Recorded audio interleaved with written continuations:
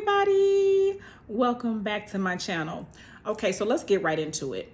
The last video I did titled "He's Not Your Kingdom Spouse, Be Careful," it got some traction, and I knew it would because I can sense and feel where we are as women in the spirit, as women of God especially. Okay, but I know that this is a topic that is trending. I also know it's trending because it's something that's near and dear to the hearts of women. It's near and dear to us. It's something that we are wanting to have in our lives. It's something that we've been talking to God continuously about. It's something that we've been praying continuously about. So I feel like it warrants more discussion and deeper discussion. Let's talk about what a kingdom spouse actually is before we get into what it is that you should be looking for, okay? Because I can name off a few things that would, kind of represent what you would find in a king. I really don't even like that term. I guess because I don't like trendy like that. But kingdom spouse, if I had to define it, I would say that it is a man specifically chosen, a man or a woman, okay, because we said spouse, a man or a woman specifically chosen by God, handpicked by God for you. Okay, a man or woman specifically chosen and handpicked by God for you for kingdom purposes. Because if you're talking about a kingdom spouse, you put the name kingdom in front of the word spouse. That means that marriage automatically has a destination and automatically has a job to fulfill, an assignment to complete. Okay, so kingdom spouse means that I see it as someone that God has handpicked for you, created for you to do kingdom business, okay? For the purpose of the bigger picture and the bigger purpose of the kingdom of God, okay? Whether it be ministry, whether it be raising a family together, godly children, whatever it is, fulfilling God's purpose in this earth for you as a team unit together, two people together, okay? When you think about someone that God would handpick for you, when you think about a mate that God would handpick for you, you have to look at the characteristics. You have to look at the things that make that person, what would make you say that God picked that person? If you have a man that is a man after God's own heart, he doesn't have to be all blessed down in holy oil and speaking in tongues, and he doesn't have to be holier than thou. But he does have to have the characteristic and the traits of the Father. If you're talking about a kingdom spouse, because you can't just loosely throw kingdom spouse out there. You have to be specifically talking about a hand-picked, hand-chosen person by God for you for kingdom purposes. That person is going to be someone that is respectful. That person is going to be someone that loves you, adores you. That person is going to be someone that honors you. That person is going to be someone who loves God. They're not going to be perfect because none of us are perfect. Neither you or I are perfect. No one is. But they are going to be someone that's handpicked by God, and they are going to have the mind of a man that wants to do the will of God. Kingdom spouse. Kingdom spouse. Okay? This person is not going to be someone that's going to be pressing you to jump in bed. This person is not someone that's going to make you grow further away from God.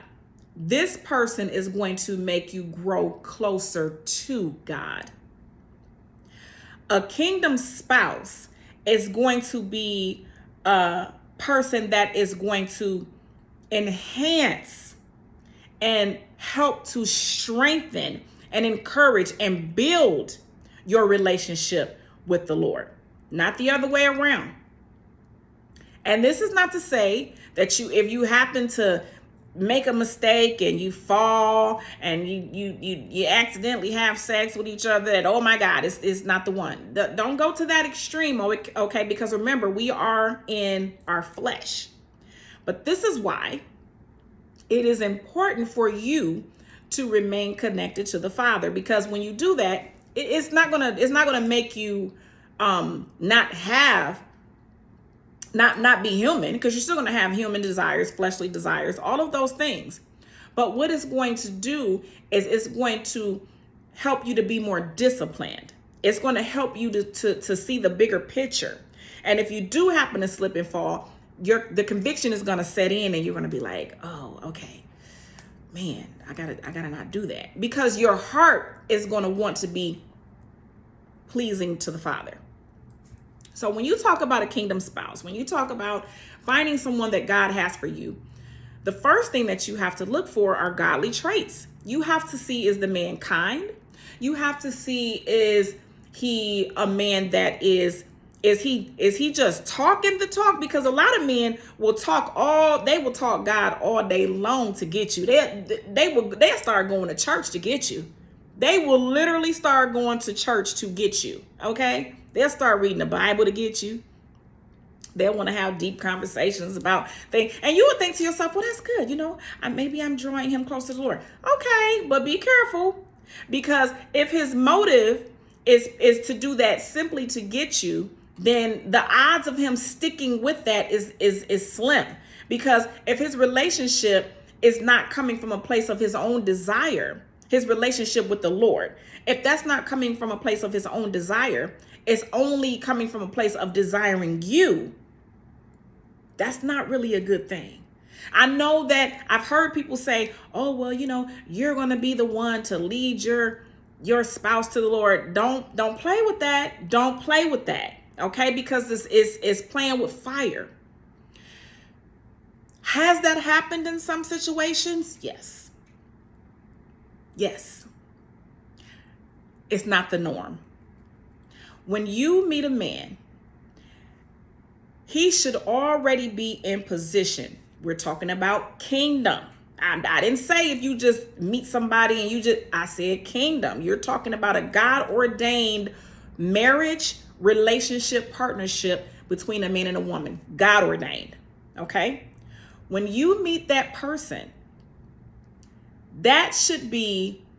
you should have a clear indicator. There should be signs in his life already that he is already walking the path that you're walking. You're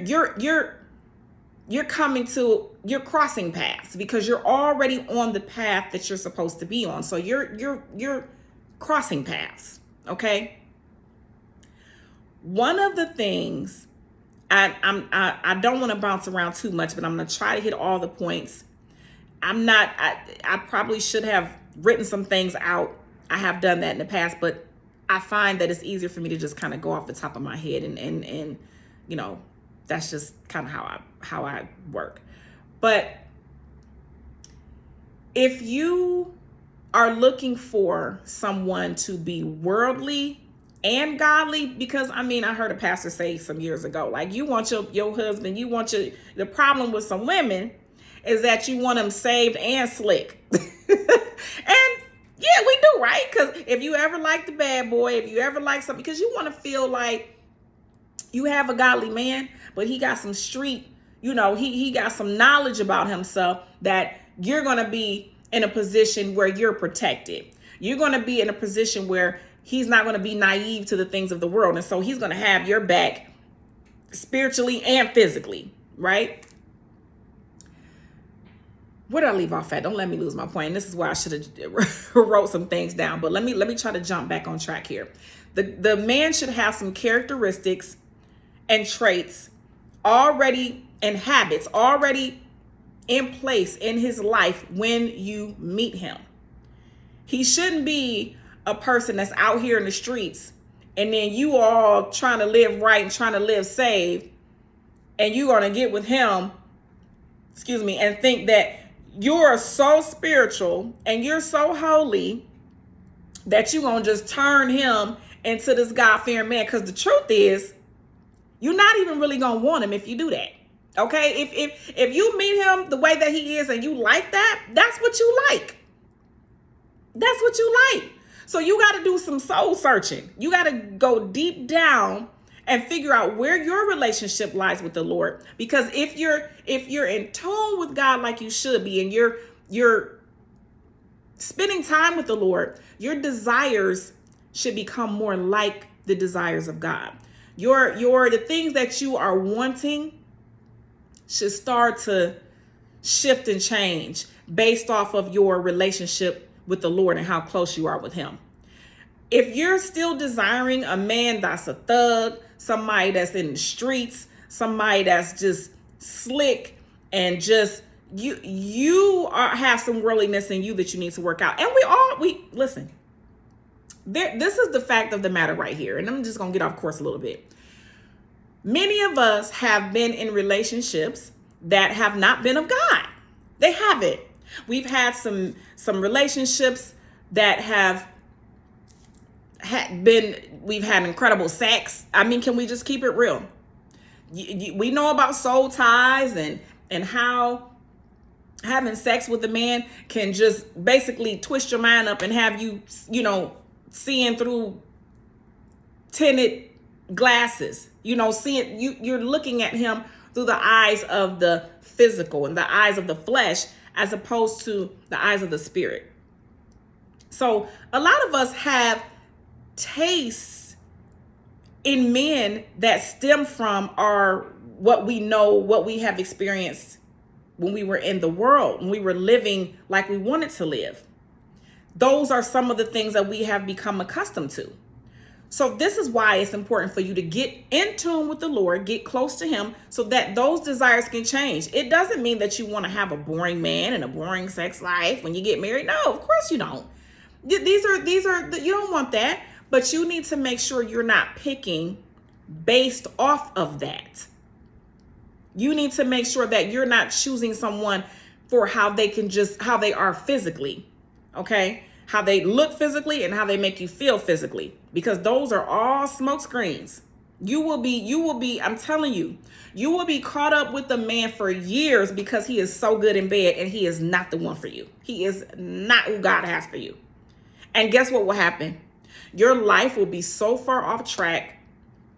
You will not have progressed to where you need to be. And I don't know about you, but we are living in a day and time where it's important to get it right. It's important to get it right. I don't care if you're 20, if you're 30, if you're 40, 50, 60. It's important to get it right.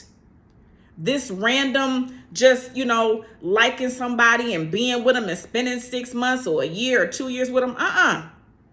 And the only way for you to ensure that you get it right is to really be spending time with God, not just simply saying, Lord, send me the man, that I want. I want him to be this. I want him to be that. I want him to have money. I want him to be tall. I want him to be, you got to do more. You got to spend time in God's presence, because the counterfeits are going to come. They're going to show up. You're going to say, I want this. I want this. I want that. Lord, I want this. I want this. I want that. And as I said before, in my last video, who's also listening to that when you're praying out loud? The enemy is listening. He knows your desires. He knows what you want. He knows exactly what it is you want. So he's going to send an imposter. He's going to send a counterfeit to try to derail you from the plan that God has for you. So I want you to be very, very mindful of the time that you're spending with God. When you spend time with God, you're not going to make a lot of mistakes. And that's just a fact. You're not. Because why? Because it's impossible for you to be in God's presence and be unchanged. It's impossible for you to be in his presence continually and not be like him. It's impossible for you to be in his presence continually and have the enemy come and just throw you a whole curveball. Because your discernment level is going to be through the roof. You're going to sense and feel a thing before it even knocks on your door. And spiritually, you will know that somebody is on their way before they get there. You're going to know. Your spiritual antennas are going to go, hold up. You're going to know. So let me circle back. When you're talking about a kingdom spouse, we're talking about a man that God has handpicked and chosen for you. He's going to have the characteristics. He's going to have the habits. His life is going to be evidence. Okay? His life is going to be evidence that God has chosen him for you. One of the things that you need to do in order to prepare is to make sure that you are ready. One of the things that you need to do in order to prepare to make sure that you are ready, for this kingdom spouse, for this husband, this wife, is to make sure that you are spending time with God so that you are not sidetracked by the counterfeit. The other thing that you need to do is stop romanticizing other people's relationships.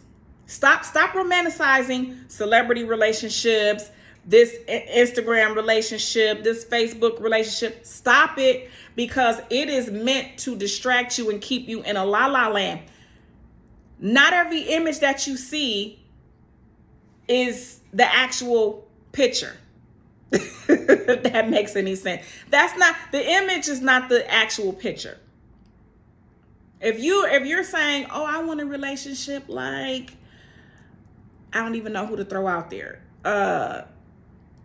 Sierra and Russell Wilson. I want what they have. I want somebody like that. You're living in idolatry, okay? It's nothing wrong with admiring. It's nothing wrong with saying, wow, I really would love to have someone that loves me that intensely and that. But don't idolize it in a way that you're looking at relationships and saying, I want what they have. I want to be just like them. You don't know what people have going on behind closed doors. And you're going to set yourself up for failure, because every relationship, I don't care how fine each of you are, every relationship, I don't care how good and great and fantastic and mind-blowing your sex is, every relationship is going to hit brick walls. You're going to come to that place where they get on your nerves, you get on their nerves. I don't care how much you want to be up under each other and snuggling, ooh, baby, I love you, boo-boo. You're going to want your space at some point in time. You're going to be like, okay, I'm going to go in this room. You leave me alone. I'm over here. So don't idolize the relationships that you see. Allow God to bring you the handcrafted person that he has for you, because remember, God can do it better. You think you know how to pick. We think that we know how to choose a mate. Clearly, we don't. Because here we are saying, okay, Lord, sorry, didn't get it right. We're going to let you have it, because he should have had it all along. But people always say, well, God is, he just, who you fall in love with, whoever, you can't help who you love. Yes, you can help who you love. 100% you can help who you love. If you decide today to give some knucklehead, slick talking fool some of your time, let him be in your ear long enough. Eventually you're going to be like, let him be in your ear long enough. Eventually you are going to have feelings. Eventually you're going to love him. But if you just see that joker for who he is when you first see him and turn the other way and keep walking, guess what? You're not going to fall in love with him, because he's not going to be in your life. So I need you to wrap your head around the kingdom spouse is going to be someone that compliments you in every single way. They're not going to be perfect, but they're going to compliment you. Their temperament is going to match you. I mean, you're going to be the yin to each other's yang. You're going to be so in love, because you're going to be so mind blown that God actually gave you somebody that is going to be for you things that you didn't even know that you wanted or needed. Do not get caught up in the kingdom spouse trend. Don't do it. Stop it. Stop it. Stop it. Because if you stay in that mode, you're going to be on the hunt. You're going to be looking and searching for him. And it's supposed to be the other way around. You don't want to be looking and searching for your spouse. Of course, now you want to make sure that when you step out, you ready. You want to make sure that you're ready to be seen, to be noticed. You want to be right when you go out. Don't go outside looking crazy, because you don't know. Many of you are going to be married within a year. That is a fact. The Lord dropped that in my spirit a couple years ago. And I had a couple of people in my life that I told them they had been single for a long time. And I said, and the Lord just showed me. I mean, I literally dreamt about their weddings. And the Lord showed me this thing, and I called them, and they didn't even have nobody in there. Nobody even on the radar. Nobody. And I'm like, this is what the Lord showed me. I know it probably don't make no sense, but just get ready, because it's finna go down, and you are going to be tremendously happy. And guess what? Today, they are. So when I come and I'm talking and I'm saying, I'm not just talking because I think because I feel like saying something or I just want to be heard. I'm telling you what I feel in my spirit. I'm telling you what I know in my heart to be true. It is going to happen.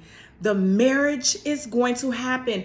It's happening all over. It is happening, and God is doing it for so many of his children in a way that is mind-blowing. So you have to be aware and you have to be ready, because the enemy, he's going to try to come and steal the plan that God has. He's going to try to come and take that word out your heart. He's going to try to come and if you ready now and you want to get like, it's been 6 months and I still haven't met nobody, and now you want to jump. Now your desperation mode is kicking in. You got to just chill out. In the meantime, in between time, keep yourself looking good all the time. Beautiful. Keep yourself looking beautiful, pretty, gorgeous all the time. Step outside with your hair done every time. And if your hair ain't done, put on a cute baseball cap. Make sure your lips is done. You know what I'm talking about. Keep it pulled together. Be ready. Be ready.